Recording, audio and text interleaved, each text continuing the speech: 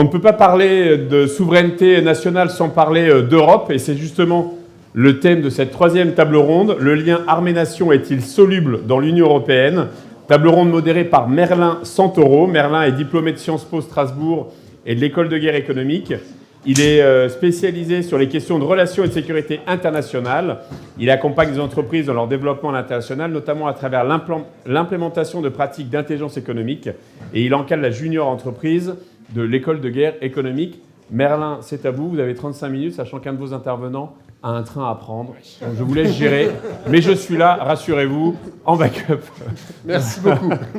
Oui, alors je vais passer rapidement sur la présentation de la table ronde. Donc, voilà, l'objectif est de présenter les fondements du lien armée-nation et d'aborder l'influence qu'a l'intégration française au sein de l'Union et la poursuite des débats actuels vis-à-vis de la situation sécuritaire sur le continent. Pour ça, nous avons la chance d'avoir 3 intervenants de première qualité, par ordre alphabétique. Tout d'abord, avocat, essayiste, et notamment réalisateur d'un documentaire vertu pédagogique et informatif de première qualité au nom de l'Europe, Monsieur Camille Adam.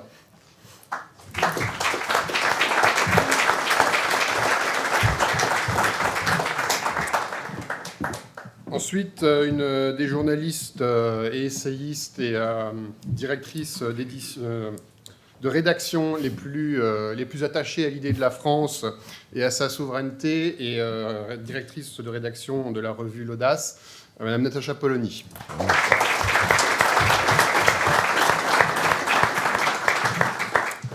Et enfin, un avocat de premier ordre, enseignant à l'ILERI, à l'École de guerre économique, ancien administrateur de l'Union européenne et fondateur de Régis, spécialisé en stratégie politique et juridique européenne, Monsieur Nicolas Ravaille.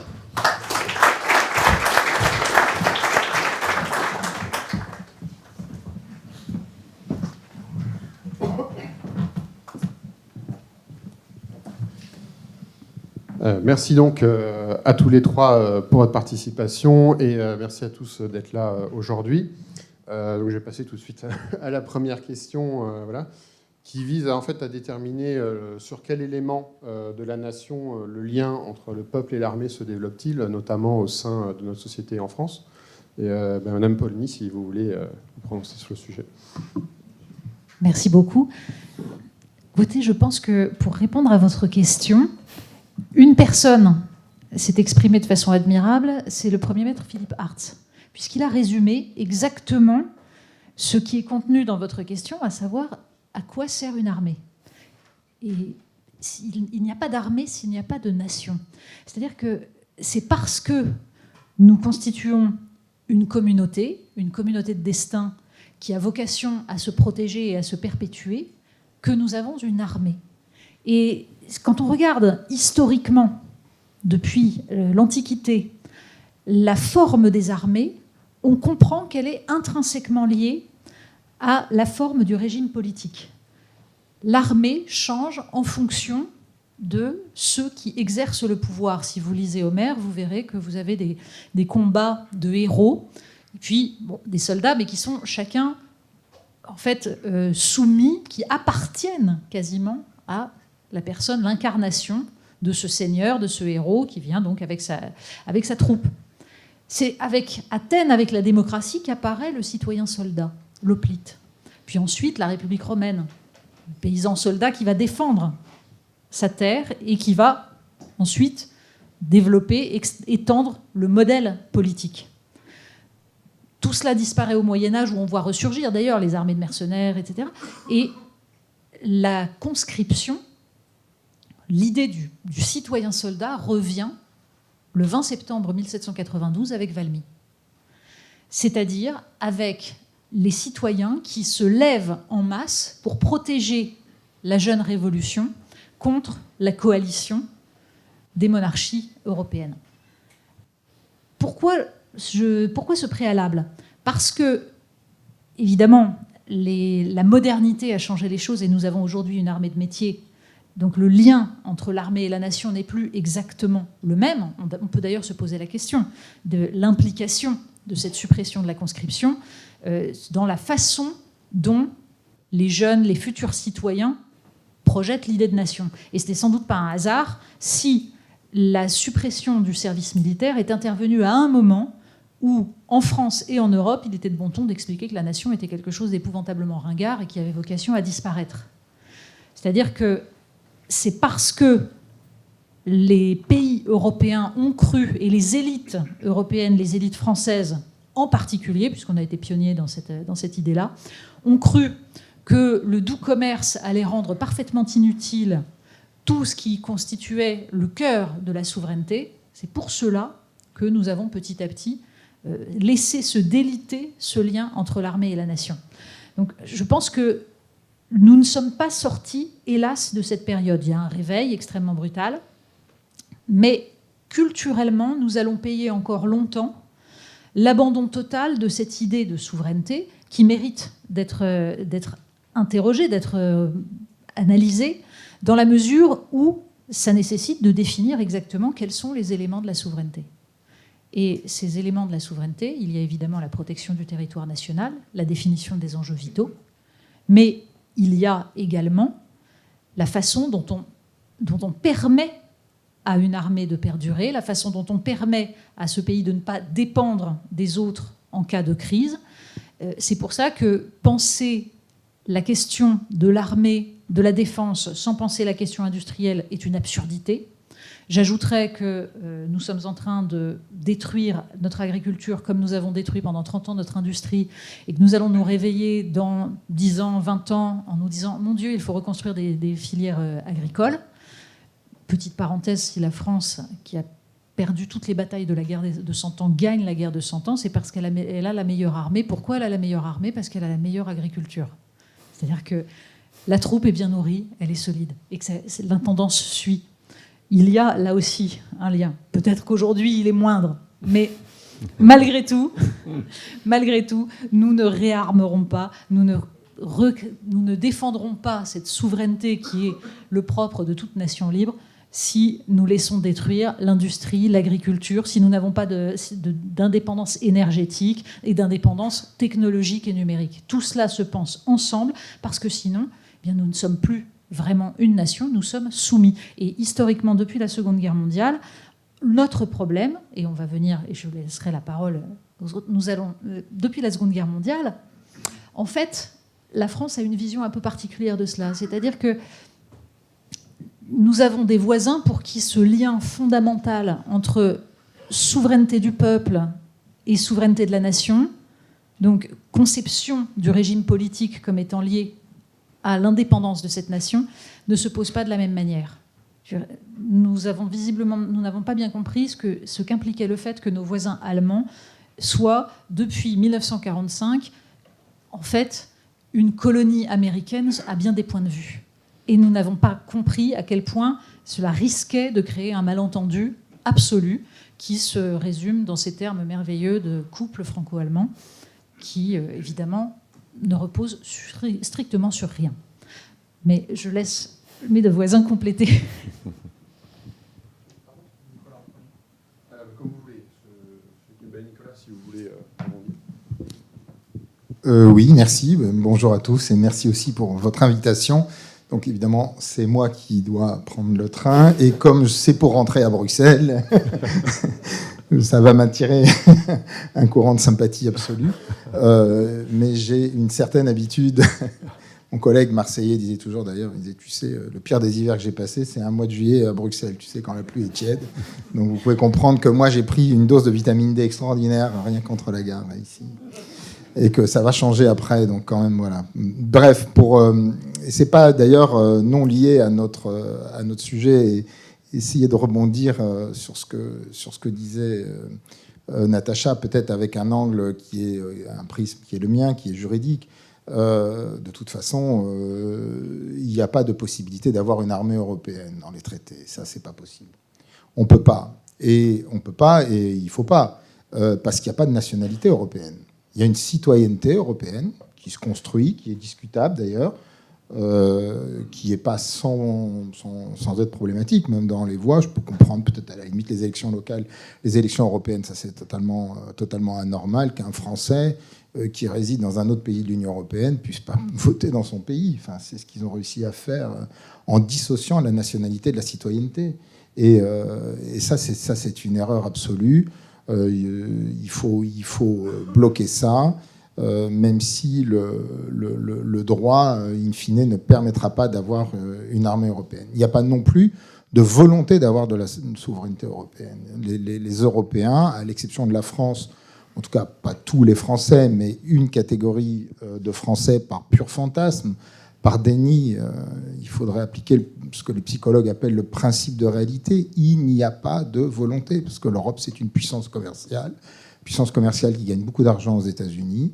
Pas nous les Français, mais les Allemands ont 92 milliards d'excédents commerciaux aux États-Unis et qui protègent ça en achetant des armes aux Américains, au mépris total de la souveraineté européenne et de la souveraineté qui peut même être la leur, mais ils s'en foutent. Ils créent des mécanismes d'interdépendance qui sont efficaces. Voilà, donc il n'y a pas de volonté, il faut l'accepter, ce qui d'ailleurs n'a rien de grave. En revanche, il y a des menaces, mais ça peut-être, je pense qu'on y vient après, sur le marché intérieur de la défense. On est capable de créer un marché, mais on n'aura pas de lien entre un peuple, une nation, une volonté de vivre ensemble, et puis une armée. Ça, c'est pas possible. Merci beaucoup. Camille, avant que vous preniez la parole, j'ai justement, comme on prend un peu d'avance sur la question, posé la suivante qui en fait est liée à ce que, comme vous l'avez expliqué, le fait que l'attachement à l'armée émane de la citoyenneté et de la volonté de défendre sa terre. Quel est l'impact justement de l'intégration de la France à l'Union européenne sur le lien armée-nation et sur sa traduction en fait matérielle qui est concrétisée dans les efforts qu'on est prêt à faire en termes d'investissement, en termes d'engagement et en termes de développement industriel de BITD. Camille, si vous voulez prendre la parole. Est-ce que vous m'entendez ? Ok. Alors aujourd'hui, la question de l'impact de l'Union européenne sur le lien armée-nation, pour l'instant, il est à peu près nul. Pourquoi ? Parce que c'est pas de la compétence de la Commission européenne. Donc aujourd'hui, il y a bien une Europe de la défense, c'est par des coopérations intergouvernementales. Donc on a beaucoup d'agences, on a l'Agence européenne de défense, on a l'OCAR, enfin, il y a plein d'instituts et qui marchent à peu près en fait. C'est vraiment de la coopération industrielle, c'est de l'avion A400M, c'est des frégates FREMM. Ça a plutôt bien marché, il y a des échecs, mais ces échecs n'emportent pas la destruction de notre industrie. Donc jusqu'à présent, on remarque qu'il y a 2 industries en France qui ont survécu, enfin qui vont à peu près bien. C'est celle du cinéma et celle de la défense. Et leur point commun, c'est qu'elles ne sont pas dans les traités européens. C'est-à-dire que, alors je ne sais pas si c'est une coïncidence, mais il y a l'exception culturelle pour le cinéma. Et encore une fois, la BITD, l'industrie de défense, n'est pas dedans. Donc on peut avoir la préférence nationale, le contrôle des capitaux et la localisation des chaînes d'approvisionnement sur le territoire national. C'est autant de choses qui sont interdites pour les autres secteurs. Donc on voit le résultat, c'est que notre industrie est massacrée et le seul qui reste debout aujourd'hui, c'est la BITD.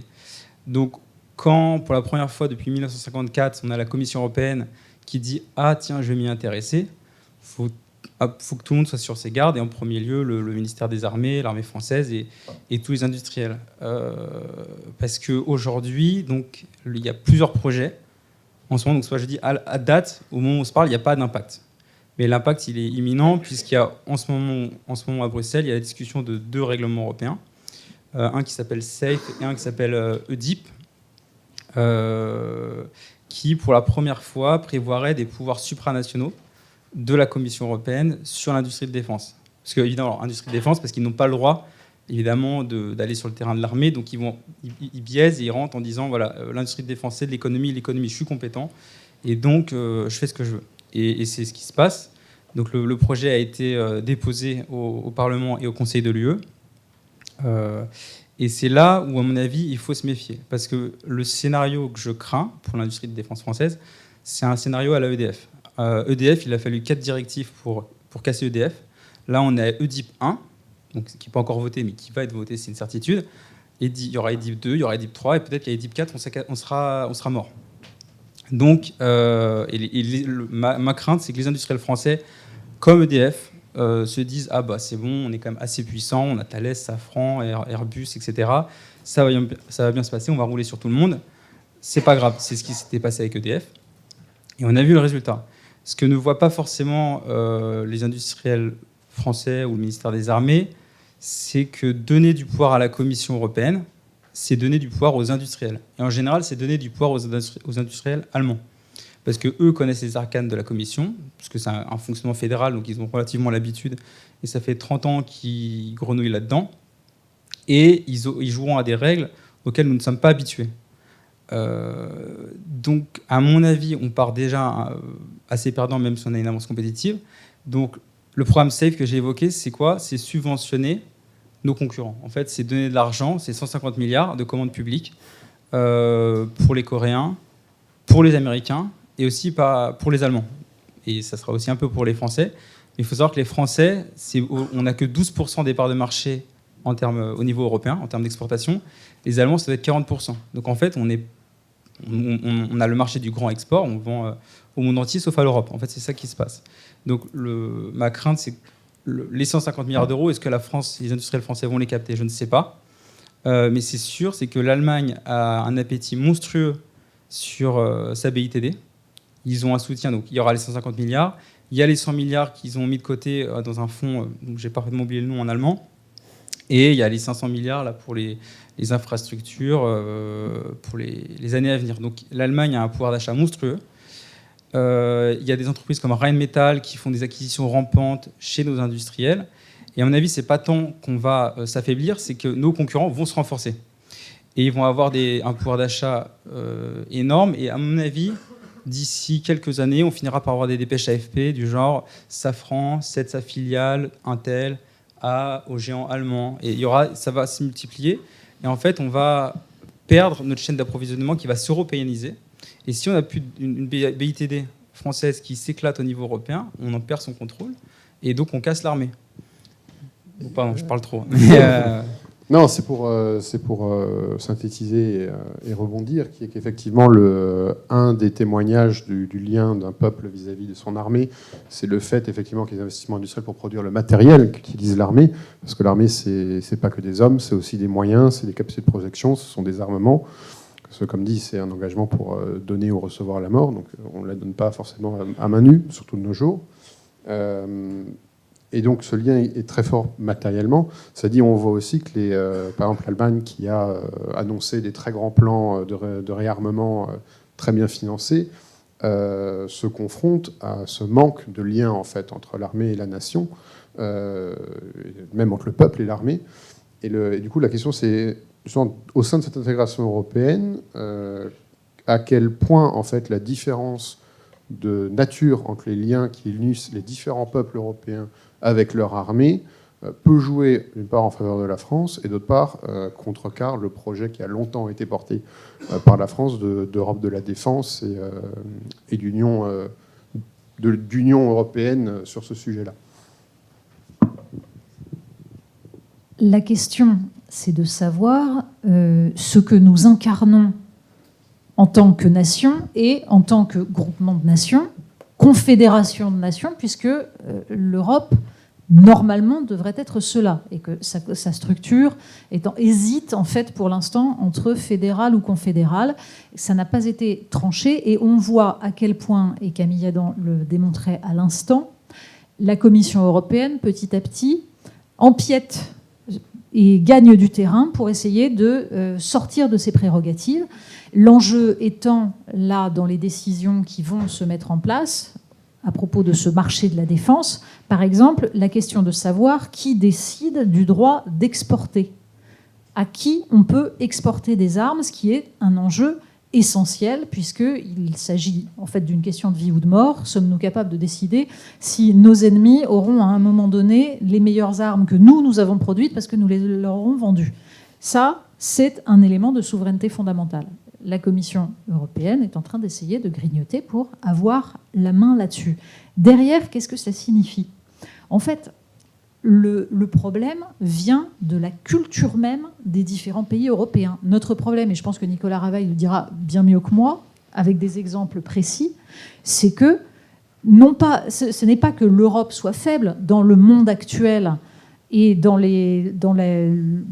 face à la brutalisation des rapports géopolitiques. Le problème, c'est que nous sommes dans une concurrence intra-européenne. Pourquoi ? Parce que, justement, on peut avoir des passeports européens, parler de citoyenneté européenne. Nous n'avons pas encore décidé quel était notre destin commun. Et ça, c'est le fruit de l'histoire. Ça ne se décrète pas.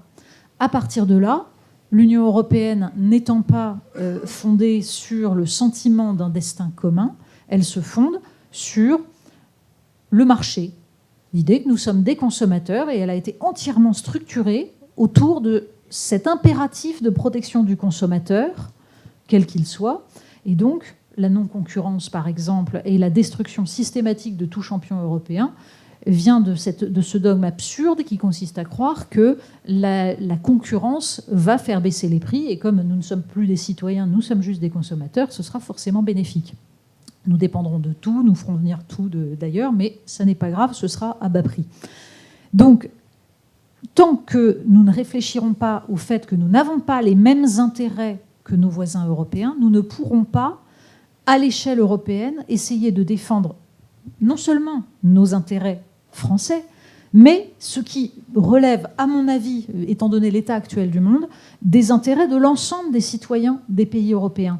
Parce que le modèle allemand, par exemple, ou le modèle néerlandais qui consiste à importer massivement de Chine, des États-Unis, tous ces modèles-là, certes, peuvent avoir un avantage économique, mais dans un monde qui redevient éminemment politique, qui n'est plus fondé sur l'extension des chaînes de valeur et l'intrication des économies, eh bien, nous aurions intérêt tous, en tant que citoyens de pays européens, à défendre notre capacité à exister en dehors des autres.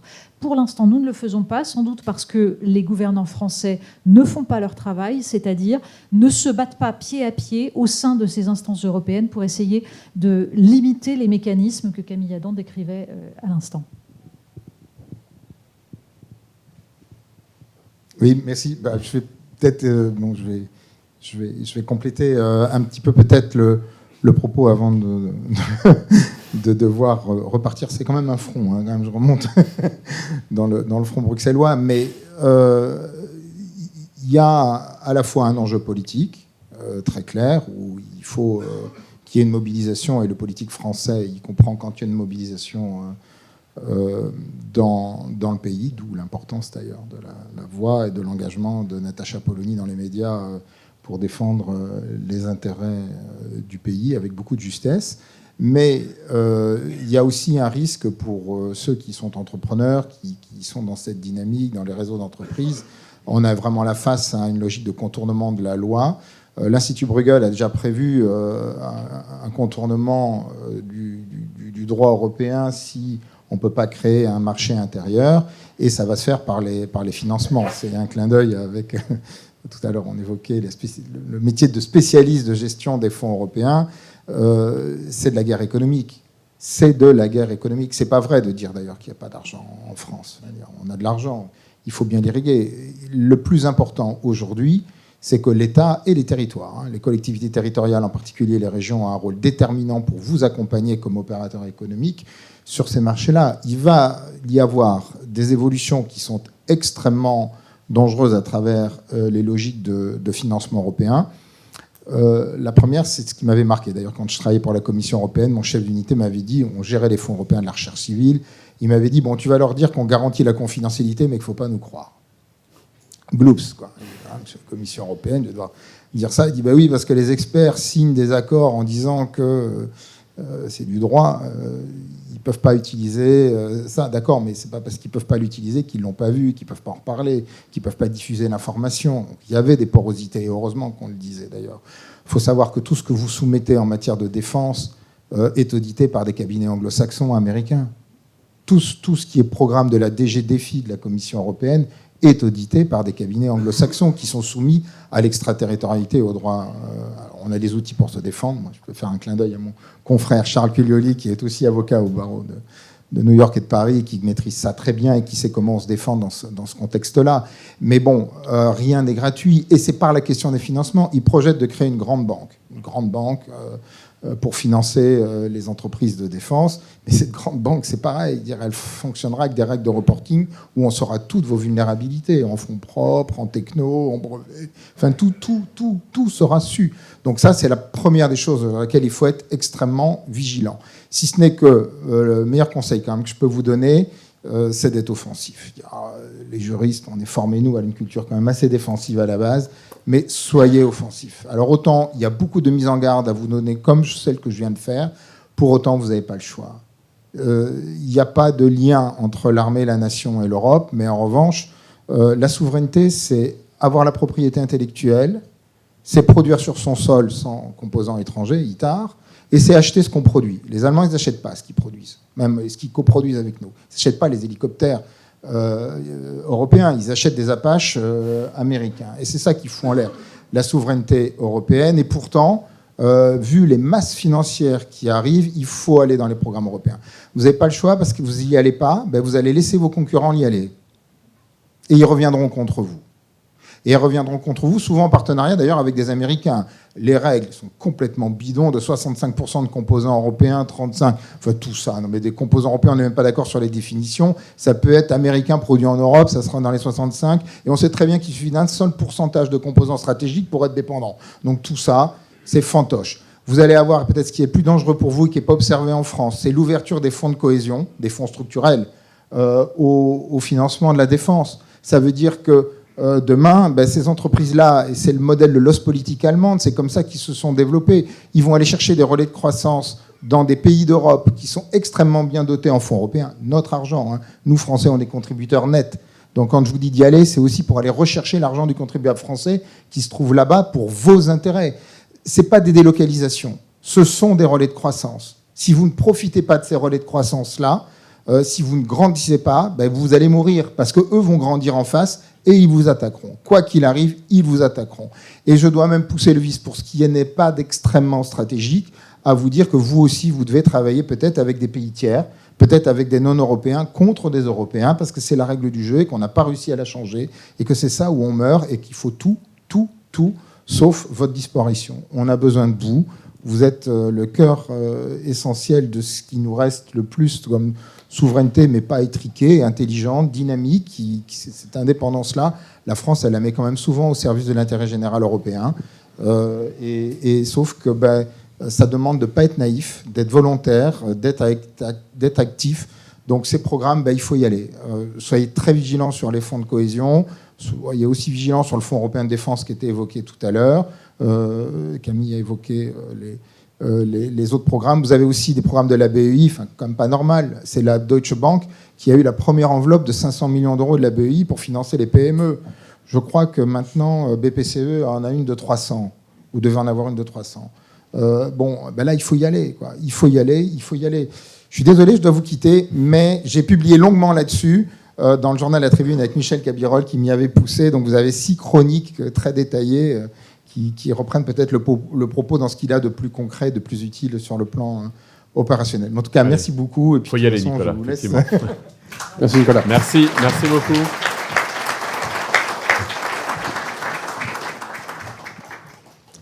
Merci beaucoup. C'est dommage, la dernière question était spécialement faite pour Nicolas.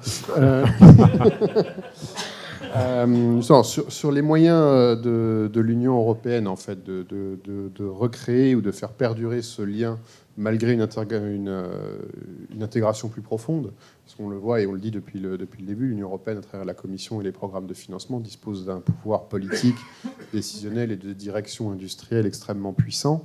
Et on voit également avec la situation géopolitique et la guerre en Ukraine que l'Union européenne est quand même à la tête des décisions diplomatiques de l'Union.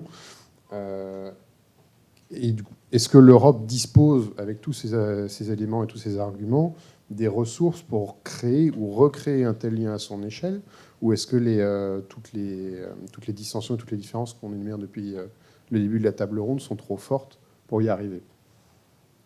Vas-y, je t'en prie. Disons que il faudrait peut-être à un moment donné se demander si l'Union européenne, qui est une alliance entre pays, peut défendre la civilisation européenne. Parce que là, quand on parle de lien entre l'armée, la nation et l'Europe, on est dans l'ordre du politique et du culturel. Qu'est-ce que nous avons à défendre exactement ? Puisque nous parlons d'armée, la question est de savoir pourquoi nous voulons mourir. Surtout dans un moment où nous voyons que nous avons de nouveau des ennemis, et des ennemis agressifs. Or, pour l'instant, nous ne sommes pas d'accord entre nous sur cette question-là. Et nous faisons tout pour ne pas nous poser cette question. Avec, malgré tout, une dimension, on va dire, d'empiètement dont je parlais tout à l'heure. Et la question de savoir ce que nous sommes implique la question de savoir quelle est notre politique étrangère. La politique étrangère relève de la compétence des États. Pourquoi ? Justement parce que l'Union européenne est avant tout un accord, et un accord sur la dimension commerciale, que Ursula von der Leyen aille négocier des droits de douane. Ça fait partie de ses compétences et on voit le résultat. Et deuxièmement, elle se permet en plus de négocier justement ce qui relève uniquement des États, à savoir justement de savoir si ces États vont aller investir ou pas aux États-Unis et acheter telle ou telle arme américaine. Donc le résultat est calamiteux. Mais ce qui est là aussi dans les tuyaux, c'est, et il y a une poussée, on va dire, de tout un courant fédéraliste européen qui, un peu comme autrefois en Union soviétique, part du principe que si ça n'a pas marché, c'est parce qu'on n'est pas allé assez loin. C'était vrai pour le communisme. Visiblement, ça l'est aussi pour le fédéralisme européen dans cette dimension-là. C'est-à-dire qu'il s'agit d'expliquer qu'on va fédéraliser également et donc faire voter à la majorité qualifiée sur les décisions de politique étrangère. Or, si nous perdons notre compétence en matière de politique étrangère, puisque le résultat sera que la France sera mise en minorité par l'Allemagne et l'ensemble des pays qui lui sont liés par des raisons économiques, alors nous perdons même toute, j'allais dire, tout ce qui fait notre nature de nation. C'est-à-dire que c'est même plus la peine d'entretenir une armée si on n'a pas de politique étrangère, c'est-à-dire si on ne sait pas exactement où se situe la France par rapport aux autres pays. Donc renouer ce lien et essayer d'imaginer ce que peut être l'Union européenne et comment elle peut se penser comme protection des citoyens des pays européens, parce que je veux dire, si l'Union européenne existe, c'est qu'elle doit servir à protéger et à défendre les différents leviers d'indépendance dont je parlais tout à l'heure, à savoir l'énergie, l'alimentation, évidemment la défense, le numérique, et on peut ajouter la monnaie. Et quand on voit là aussi comment c'est géré, je pense que ça pose un léger problème. Donc, si l'Union européenne n'est pas capable de réfléchir à cela, elle a de moins en moins de raisons d'être. Et elle risque, dans ces cas-là, d'imploser, ou en tout cas de créer des déséquilibres absolument majeurs. Donc il est temps que les Français soient capables de mettre sur la table ces questions-là et d'essayer enfin de forcer les autres pays européens à réfléchir en termes de politique, au sens le plus noble de ce terme. Qu'est-ce que nous avons à défendre comme intérêt et pourquoi nous les défendons ensemble ? Si nous ne le faisons pas, en effet, nous continuerons cette dégringolade qui est la nôtre, parce que je rejoins totalement Camille Adam, il y a des éléments que nous avons su protéger. La défense, l'industrie culturelle, oui, qui d'ailleurs est attaquée actuellement au sein de la Commission européenne. Mais si tout le reste a disparu, nous voyons que tout ce qui nous reste va disparaître également. C'est-à-dire que, encore une fois, si on n'a plus d'industrie chimique, si on n'a plus d'industrie métallurgique, si on n'a plus d'industrie automobile, il n'y aura plus d'industrie de défense à un moment donné. Ça ne marchera plus. Et accessoirement, si nous sommes réduits à la situation politique dans laquelle nous sommes aujourd'hui, qui est un blocage absolu, c'est parce que nous sommes un pays qui s'est désindustrialisé et qui donc ne peut plus produire suffisamment de richesses pour entretenir librement son modèle social et pour tout simplement savoir exactement quelle veut être sa politique. Merci beaucoup. Camille, est-ce que vous voulez avoir le mot de la fin en Moins d'une minute pour qu'on puisse prendre une question. Non, mais je compléterai rapidement ce que disait Natacha sur on ne sait pas ce qu'on veut et surtout on ne sait pas ce que nos voisins veulent. C'est une anecdote, mais il y avait une audition au Sénat en février dernier d'un ministre de la Défense, enfin, je crois que c'était de la Défense hollandais. Et il disait, alors vous les Français, vous êtes sympas, mais l'autonomie stratégique, nous, c'est un mot, on ne veut pas entendre parler. Vous appellerez ça comme vous voulez, l'Europe puissance, mais l'autonomie, la souveraineté, on n'en veut pas. Donc, et c'est vraiment un fantasme français que tous les mots souveraineté, autonomie, c'est des concepts français. Les autres pays européens ne veulent pas en entendre parler. Et le problème, c'est qu'on va faire beaucoup de sacrifices au nom de cette idée qui ne marchera pas, puisque les autres n'en veulent pas. Donc là, on va faire un espèce d'OTAN, de sous-OTAN européen, avec les mêmes problématiques que l'OTAN. On va rajouter une surcouche européenne derrière. Peut-être créer un nouvel échelon avec maintenant des officiers supérieurs qui pourront faire carrière à Bruxelles. Ça, c'est pas ce qui est dit aujourd'hui. C'est par contre, la Commission aujourd'hui met le pied dans la porte. C'est évident les prochaines étapes. C'est évidemment la prochaine étape. Ils feront un Pentagone européen, etc. Et quand on n'aura plus effectivement de BITD parce qu'elle sera européanisée, on n'aura plus d'armée. Et donc, plus d'armée, plus de lien avec l'armée. Voilà. Merci beaucoup. Voilà, merci beaucoup pour ces éclairages. On a encore le temps de prendre une question ? Une seconde, sur le gong. Alors, une question. Voilà. Ça tombe bien, il y en a une. Bonjour, vous parliez tout à l'heure de la notion donc armée-nation et de la responsabilité citoyenne. Est-ce qu'on n'a pas aussi une part de responsabilité dans ce délitement, notamment au niveau des institutions européennes, à travers nos votes où on envoie essentiellement des politiciens qui vont intégrer les groupes ID ou de l'autre côté la GUE, qui n'ont pas assez de points pour travailler sur des textes qui sont pertinents et percutants. Et justement, on perd tout ce sens aussi par nous-mêmes en se tirant une balle dans le pied. Alors, oui, à ceci près que les autres groupes politiques les autres partis politiques qui représentent la France au Parlement européen sont également totalement minoritaires dans leur groupe. C'est-à-dire que le problème est qu'en effet, les idées que nous portons et que portent nos représentants en France, ces idées dont ils nous disent on va aller les porter au Parlement européen, en fait, ils savent très bien que c'est du flan. C'est-à-dire que de toute façon, ils vont être tout seuls, c'est flagrant sur les traités de libre-échange. Tous les partis politiques français vous ont expliqué que, à part Renaissance, et encore, que le traité avec le Mercosur, ça ne passerait pas et qu'ils s'enchaîneraient aux grilles de Bruxelles, de la Commission, pour que ça ne soit pas fait. Moralité, au sein de leur propre groupe au Parlement, tous leurs autres partenaires sont pour. Donc tant qu'en effet nous ne nous poserons pas la question de la façon de quel langage nous devons parler, voilà, ça ne changera rien. Le problème n'est pas la montée des extrêmes. La montée des extrêmes est une conséquence de ça. Et j'ajoute une chose, mais on n'a pas le temps d'en parler, qu'il y a une autre responsabilité, c'est que je disais que c'est un combat culturel et politique, c'est la question de savoir comment nous-mêmes nous transmettons aux jeunes générations l'idée de nation et ce que nous voulons réellement faire de notre pays. Mais ça, c'est un sujet vertigineux. Merci beaucoup. Merci. On peut les applaudir.